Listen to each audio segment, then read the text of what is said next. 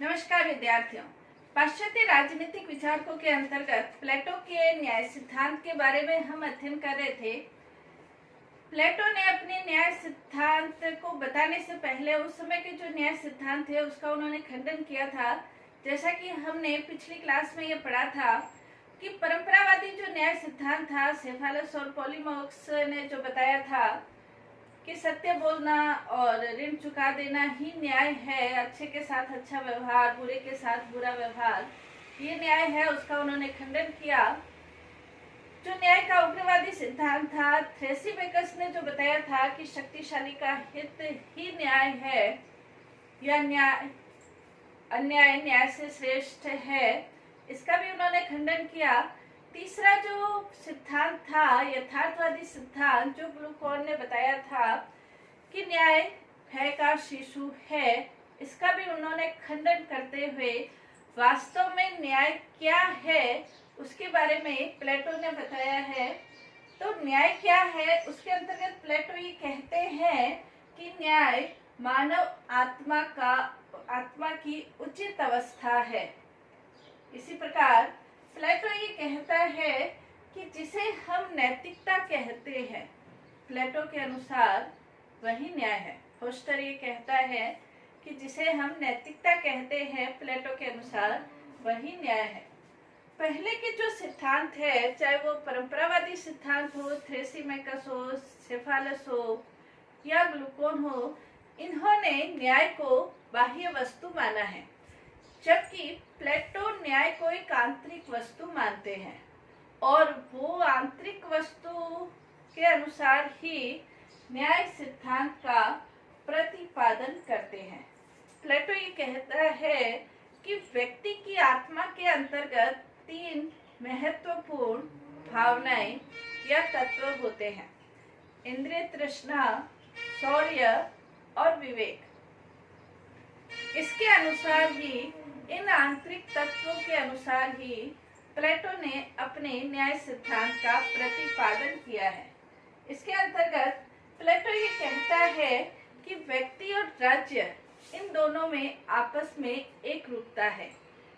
जो राज्य है वो व्यक्ति का ही विराट रूप हम कह सकते हैं। प्लेटो ये कहता है कि जो गुण व्यक्ति के अंतरात्मा में निर्धारित होते हैं, राज्य के रूप में वो ही, विराट रूप में वो ही रूप हम निर्धारित कह सकते हैं कि विराट रूप में वो ही गुण राज्य में भी दिखाई देते हैं। जैसे यदि हमें न्याय क्या है और न्याय को खोजना है, तो जैसे छोटे अक्षरों की तुलना में बड़े अक्षरों को हम आसानी से पढ़ सकते हैं, तो राज्य के अंतर्गत, राज्य व्यक्ति का विराट रूप होने के कारण राज्य के अंतर्गत हम न्याय को आसानी से खोज सकते हैं, क्योंकि इन्हीं गुणों के आधार पर ही राज्य के अंतर्गत भी 3 वर्ग होते हैं: उत्पादक वर्ग, सैनिक वर्ग और दार्शनिक वर्ग या संरक्षक वर्ग हम कह सकते हैं।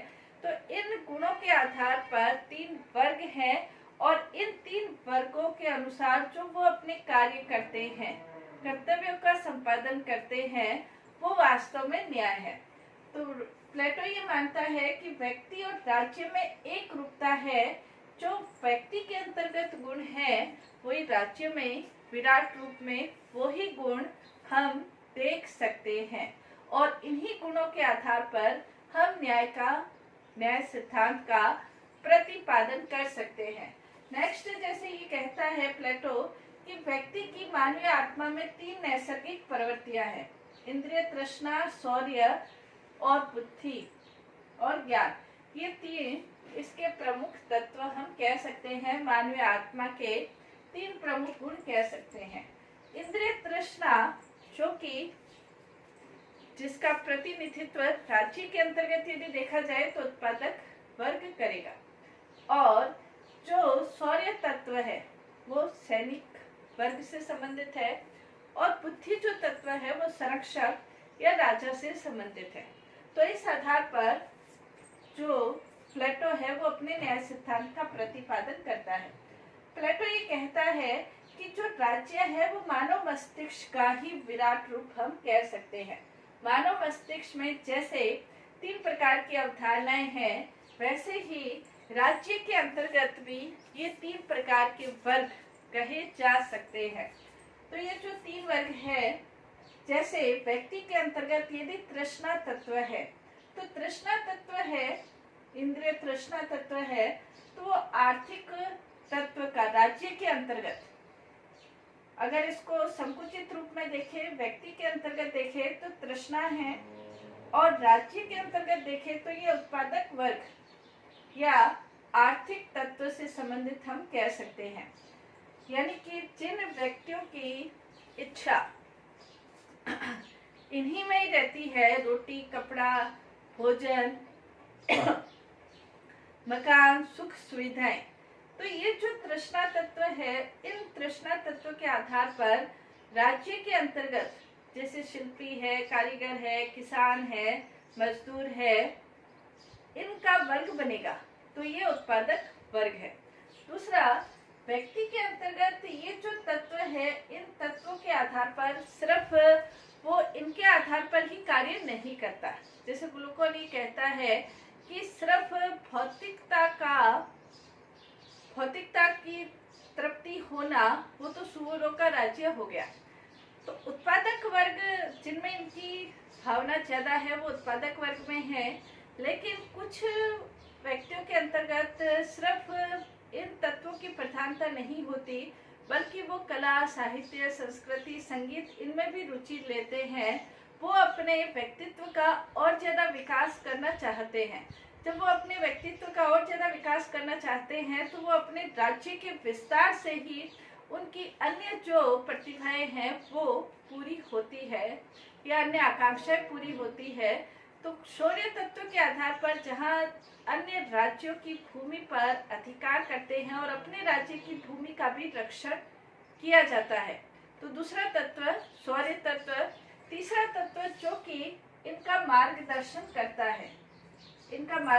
करता है विवेक और बुद्धि के तत्व की, जिसमें प्रधानता होती है। तो तीसरा तत्व हो गया दार्शनिक तत्व। इस प्रकार का क्वेश्चन पूछा जा सकता है कि उत्पादक तत्व किससे संबंधित है? तृष्णा तत्व से। तृष्णा तत्व जो कि भौतिकता से संबंधित है। भौतिकता यानी कि किसान, कारीगर, शिल्पी, बढ़ई, ये सब उत्पादक तत्व में आ गए। दूसरा शौर्य, साहस, जो कि सैनिक तत्व का प्रतिनिधित्व करता है, जो कि न सिर्फ अपने राज्य की रक्षा करता है बल्कि दूसरे राज्यों पर भी अधिकार यानी कि अपने राज्य के विस्तार से संबंधित है। तीसरा, जो कि नेतृत्व करता है, जो कि निर्णय करता है, जो सही रास्ता दिखाता है, वो संरक्षक वर्ग या जिसे हम दार्शनिक वर्ग कहते हैं। प्लेटो ये कहता है कि राज्य की जो सत्ता है वो विवेक और बुद्धि संपन्न संरक्षक वर्ग को ही सौंपी जानी चाहिए, क्योंकि बुद्धि तत्व के आधार पर जब राज्य का संचालन होता है, विवेक के आधार पर राज्य का संचालन होता है, तो राज्य के अंतर्गत अनेक प्रकार की जो बुराइयां हैं उनके ऊपर नियंत्रण स्वाभाविक रूप से रखा जा सकता है। प्लेटो ये कहता है कि इन 3 वर्गों के द्वारा अपने अपने कर्तव्यों का निर्वाह करना, अपने अपने कर्तव्य का संपादन करना और दूसरे के कार्यों में हस्तक्षेप नहीं करना, यही वास्तव में न्याय कहा जा सकता है। तो जैसे क्वेरे एक विद्वान है, वो ये कहते हैं प्रत्येक नागरिक को उसके अनुकूल भूमिका देना। अनुकूल का तात्पर्य ये है कि जिन गुणों के अनुरूप वो व्यक्ति है उसके अनुरूप उसे वो भूमिका देना या वो कार्य देना, वो वास्तव में न्याय है। जैसे इंद्रिय तृष्णा जिसमें ज्यादा है तो उसे उत्पादक वर्ग का कार्य दिया जाए, किसी में शौर्य या साहस ज्यादा है तो सैनिक का कार्य दिया जाए, बुद्धि विवेक है तो वो संरक्षक की भूमिका निभाए। तो उसके अनुरूप जैसी भूमिका है, जैसी योग्यता है उसकी, उसके अनुरूप उसको कार्य देना वो वास्तव में न्याय है। तो ये क्वेरी ये कहता है, प्लेटो के अंतर्गत ये जो सारे जो न्याय सिद्धांत का उसने वर्णन किया है, उसके वर्णन करने का या न्याय सिद्धांत का उद्देश्य जो था वो उस समय की जो बुराइयां थी, नगर राज्यों की जो बुराइयां थी, वो अपने न्याय सिद्धांत के माध्यम से उन बुराइयों को दूर करना चाहता था। जैसे उस समय राज्यों के अंतर्गत अस्थिरता की स्थिति थी, राज्यों में अव्यवस्था थी, अराजकता की स्थिति थी, व्यक्तिवाद बहुत ज्यादा बढ़ गया था, स्वार्थ की प्रवृत्ति बढ़ गई थी। इन सभी बुराइयों को प्लेटो अपने राज्य से दूर करना चाहता था और इसीलिए उसने अपने न्याय सिद्धांत का प्रतिपादन किया। प्लेटो ये कहता है कि जो उत्पादक वर्ग, जो संरक्षक वर्ग है, वो बुद्धि के आधार पर शासन कार्य का संचालन करे और जो सैनिक है वो साहस के माध्यम से, शौर्य के माध्यम से अपने राज्य की रक्षा करे और जो उत्पादक वर्ग है वो संयमी होकर अपना जब कार्य करेंगे तो राज्य के अंतर्गत व्यवस्था की स्थापना होगी और राज्य सुचारू रूप से अपने कार्यों का संपादन करेगा। ये सारी जो न्याय सिद्धांत है, इसकी प्रमुख प्रमुख क्या विशेषताएं हैं, यदि हम इसको देखें, न्याय सिद्धांत हमने पढ़ा और न्याय सिद्धांत क्या है उसको एक बार और रिवीजन करने के लिए हम इनकी अगर विशेषताएं देखें तो पहली विशेषता है कि 3 नैसर्गिक गुणों का समावेश किया है। प्लेटो ने आत्मा के अंतर्गत, व्यक्ति के अंतर्गत जो 3 स्वाभाविक गुण हैं, इंद्रिय तृष्णा, शौर्य और विवेक, इन तीनों गुणों का उन्होंने समावेश किया है और इन 3 गुणों के आधार पर ही प्लेटो ने राज्य के सिद्धांत का प्रतिपादन किया है। नेक्स्ट, इसके अंतर्गत प्लेटो का ये जो न्याय सिद्धांत है, ये नैतिक सिद्धांत से संबंध रखता है, कानूनी सिद्धांत से संबंध नहीं रखता। यानी कि कोई व्यक्ति अपराध करता है, उसे सजा दी जाए, क्या सजा दी जाए, सिर्फ इससे संबंधित उनका न्याय सिद्धांत नहीं है, बल्कि जैसे ग्रीक भाषा में डिकियोसिन शब्द है, ये सदाचरण से संबंधित है। तो प्लेटो का जो न्याय सिद्धांत है ये भी एक नैतिक सिद्धांत है। प्लेटो ये कहता है कि संरक्षक वर्ग विवेक के आधार पर निस्वार्थ भाव से राज्य की रक्षा करे। नेक्स्ट, वो ये कहता है कि न्याय एक आंतरिक तत्व है, साथ ही एक संतुलनकारी तत्व है। प्लेटो ये मानता है कि न्याय कोई बाह्य वस्तु नहीं है कि कानूनों के आधार पर आप व्यक्तियों का नियंत्रण करो, बल्कि व्यक्ति के अंतर्गत जो भी उसके गुण हैं उसके अनुसार यदि आप उसको कर्तव्य देते हैं तो फिर आपको बाह्य रूप से उसे अनुशासित करने की आवश्यकता नहीं पड़ेगी और व्यक्ति अपने गुणों के अनुसार कार्य जब करेगा तो उसे कार्य स्वाभाविक रूप से करेगा और उसमें संतुलन भी रहेगा। समाज के अंतर्गत ये तीनों वर्ग जब अपने अपने कर्तव्यों का संपादन करेंगे तो एक संतुलन और समन्वय की भावना राज्य के अंतर्गत रहेगी। नेक्स्ट, वो ये कहते हैं कि ये जो न्याय का सिद्धांत है ये कार्य विशिष्टता का सिद्धांत है। व्यक्ति के अंतर्गत जैसे गुण है उसके अनुसार वो अपने कार्य करता है, वो कार्य लगातार वही कार्य करता रहता है। तो उसके अंतर्गत कार्य विशिष्टता, उस कार्य को अगर कोई कार्य बार बार किया जाए तो बार बार अभ्यास करते करते उस कार्य में विशिष्टता प्राप्त हो जाती है।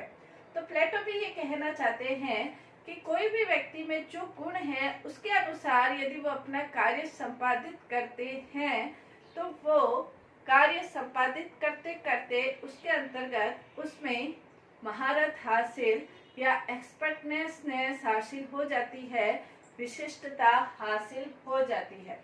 नेक्स्ट, वो ये कहते हैं अहस्तक्षेप का सिद्धांत।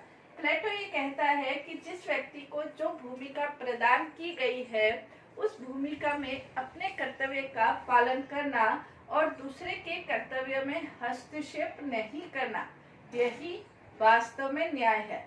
उत्पादक वर्ग अपना कार्य करे, सैनिक वर्ग अपना कार्य करे, दार्शनिक वर्ग अपना कार्य करे, दूसरे के कार्य में हस्तक्षेप नहीं करे, यही वास्तव में न्याय है। जैसे डॉक्टर रूज ये कहते हैं, अपने कर्तव्य का संपादन करना और दूसरे के कर्तव्यों में हस्तक्षेप नहीं करना, यही प्लेटो के अनुसार न्याय है। नेक्स्ट इसके अंतर्गत ये जो सिद्धांत है न्याय का सिद्धांत, ये अति व्यक्तिवाद का विरोधी है। प्लेटो ये कहता है कि व्यक्ति राज्य के लिए है, राज्य व्यक्ति के लिए नहीं है। यानी कि राज्य साध्य है और व्यक्ति साधन है। यहाँ पर जो उस समय सोफिस्ट वर्ग की विचारधारा थी कि जो भी कार्य करो अपने लिए, स्वार्थ, वो व्यक्तियों में स्वार्थ की भावना भर रहे थे। प्लेटो उस समय के युवकों को, यूनान के युवकों को, एथेंस स्पार्टा के युवकों को कल्याण के दिशा की ओर अग्रसर करना चाहता था। वो ये चाहता था कि राज्य के लिए व्यक्ति अपना समर्पण करने के लिए तैयार रहे, और इसलिए प्लेटो का जो न्याय सिद्धांत है वो अति व्यक्तिवादिता से युवकों को बचाता है। नेक्स्ट इसके अंतर्गत साम्यम एकता का सिद्धांत, इसमें प्लेटो ये बताता है कि जो राज्य है वो व्यक्ति का ही विराट रूप है, और इसलिए जैसे बड़े अक्षर छोटे अक्षरों की तुलना में अधिक आसानी से पढ़े जा सकते हैं, जैसे विभिन्न प्रकार के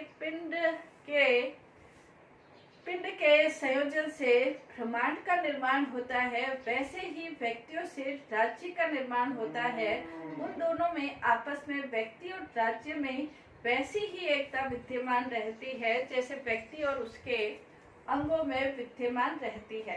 तो राज्य व्यक्ति का ही विराट रूप है। तो व्यक्ति को, राज्य को हम आराम से समझ सकते हैं क्योंकि वो विराट है। तो राज्य में इन तीन वर्गों को समझकर हम व्यक्ति को भी समझ सकते हैं।